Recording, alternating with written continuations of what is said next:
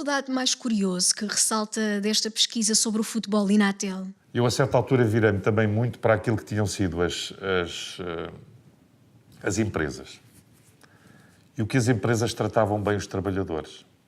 Com tudo isto que hoje um sindicato ou um revolucionário possa pensar, porque, na verdade, era uma faca de dois gumes.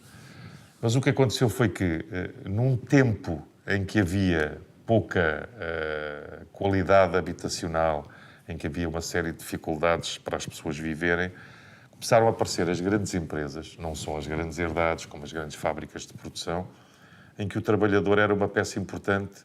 Foram construídas casas, refeitórios, assistência médica. Não havia nada em Portugal. Era um período muito, muito difícil.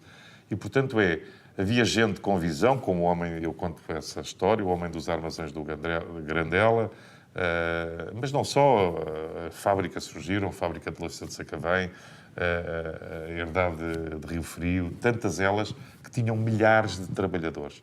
E, a certa altura, dentro da empresa, havia casas para os trabalhadores, havia escola, havia posto médico, ou primeiros socorros, havia transportes, havia campo de futebol, havia zona de lazer, havia um pequeno teatro. E outra coisa que depois eu pus no livro, a certa altura, na base de tudo isto está uma coisa que se chama o jogo. Na base de tudo isto está o ser humano e o jogo. Porque nós, quando nascemos, um animal gosta de brincar com uma bola de lã. E se pusermos dois gatos, eles vão de brincar um com o outro. O jogo atrai-nos. Nós vivemos no jogo uma superação que muitas vezes não conseguimos. Jogo pensado no coletivo? Jogar sozinho não tem piada. E é assim que nasce o desporto entre as fábricas e os trabalhadores. Vamos jogar com a fábrica ao lado. E a certa altura era preciso alguém para organizar isto. A FNAT percebeu, espera aí, nós temos aqui um caminho. As modalidades começaram a aparecer.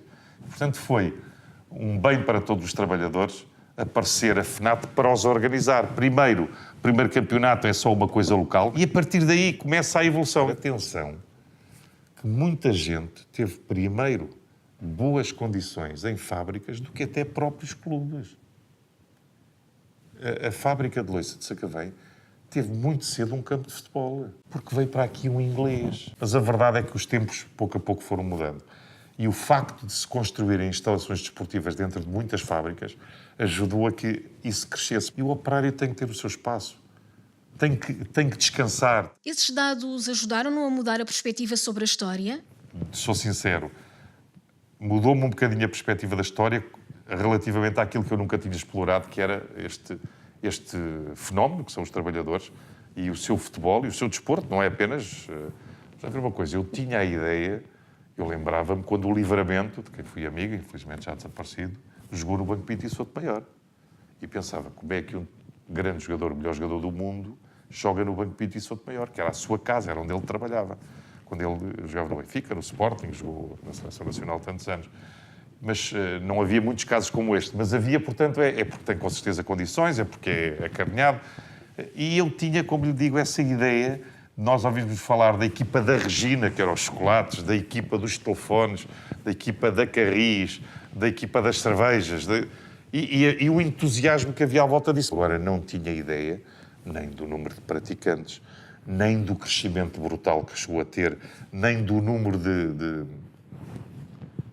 de polos que criou relativamente a todo o país. Foi um crescimento enorme, um crescimento... muito bem acompanhado e sempre com um vínculo muito, muito claro da própria primeiro FNAT e depois Inatel. Agora não tenho dúvida também nenhuma que o próprio estádio, a criação do estádio, é um polo importantíssimo para este desenvolvimento. Eles tinham muita dificuldade em ter campos. Mas o que eu tentei ao mesmo tempo valorizar foi exatamente as pessoas perceberem o que é que tinham sido equipas grandes da história do futebol da FNAT / Inatel. E, no fim de contas, contamos ali histórias que são histórias que já não voltam mais. Da H. Voltier, da Fundição do Eiras, do Mário Navega, fábrica de esmaltagem no Porto. São coisas que têm tanta riqueza das conservas, do barro e e da cerâmica, como é o caso da fábrica que existia, onde é hoje a Caixa de Depósitos em Lisboa. E depois os tempos modernos, o que é que são hoje as equipas modernas, que já não têm nada a ver com isto. O registro da riqueza desta história do futebol nesta instituição ajuda-nos a compreender a paixão pela modalidade em Portugal? Ajuda-nos a perceber que o futebol é muito mais do que os milhões do Renato Sanches, e ainda bem que eles existem, ou de um miúdo que muda a sua vida em pouco tempo. Há depois aquilo que eu falo desde o início, e digo isso no livro, quando falo do futebol, que é a pessoa que está na linha lateral mesmo quando ela não existia, que é o adepto. E o adepto é um praticante em potência, porque se pode com uma bola, lá está o jogo, nós podemos dar 3 toques de uma bola e dizermos ao outro lado, vê lá se consegues dar 3 toques como eu. Não tenho dúvida nenhuma que estas pessoas acabaram por ir como uma forma, e o lazer é aí, como digo, muito valorizado e também faço referência a isso, o que é fundamentalmente o lazer e o que é importante para o ser humano e para a sua, direi, para o seu crescimento correto. Fiz tantos anos de desporto, comecei com 4 anos a fazer ginástica no Lisboa Ginásio Clube, e volto a dizer, nós temos no futebol, temos no desporto, temos um gosto, temos um sentido de vida que quem não praticou não percebe. Que sentido é esse? Eu hoje em dia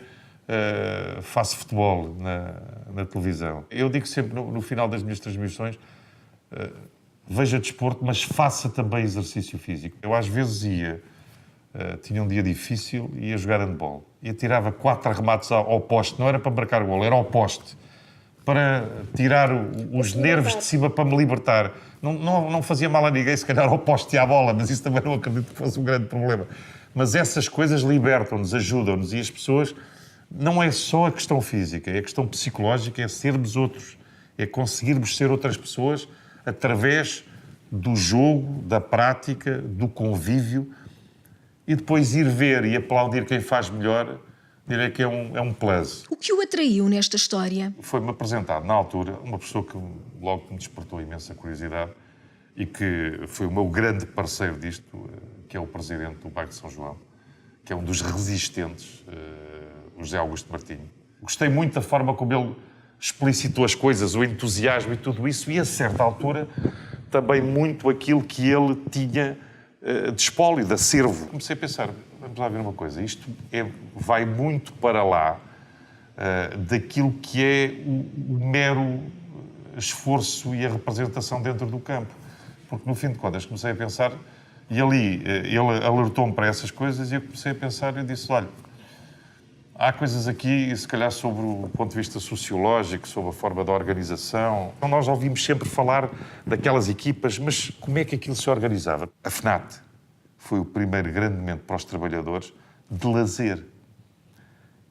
E o desporto foi das últimas coisas. Deu a possibilidade aos jogos folclóricos, aos passeios, ao turismo para os trabalhadores. E, no fim de contas, o desporto aparece na FNAT como uma forma de cuidar do corpo e melhorar a raça, e a expressão é da altura, a raça lusitana, e fundamentalmente era a ginástica, mas não era só a ginástica, era a atenção em relação à alimentação e à higiene. Quando eu comecei a pensar no livro, eu digo, há aqui coisas tão importantes que são perceber o que é que está por trás disto. Na inauguração do estádio da FNAT, em 28 de junho de 1959, Salazar apareceu inesperadamente, tal como escreveu. Que significado teve? O Salazar não gostava de futebol e era avesso um pouco ao desporto. E, curiosamente, não é por acaso que ele aparece. Ele aparece, direi como se diz hoje em dia, de forma inopinada, mas aparece para marcar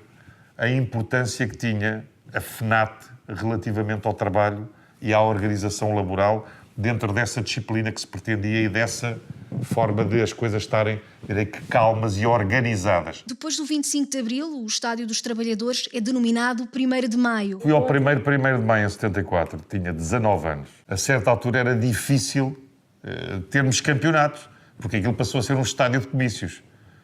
Eu digo-lhe, eu até lá fui ao comício do MRPP e nunca na vida fui do MRPP. Nós íamos a tudo.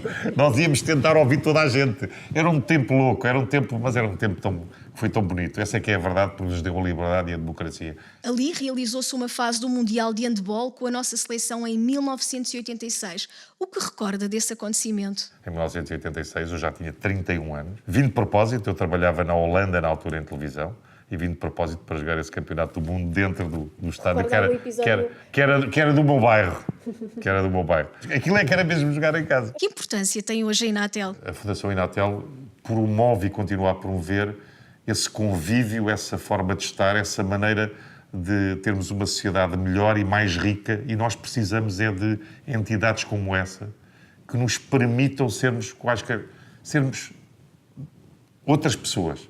Não sermos apenas as pessoas machucadas pela crise, pelas dificuldades no trabalho, pela educação, pelas coisas que são mais caras. Isso, nós, através do desporto, conseguimos ser melhores pessoas e ter uma vida melhor.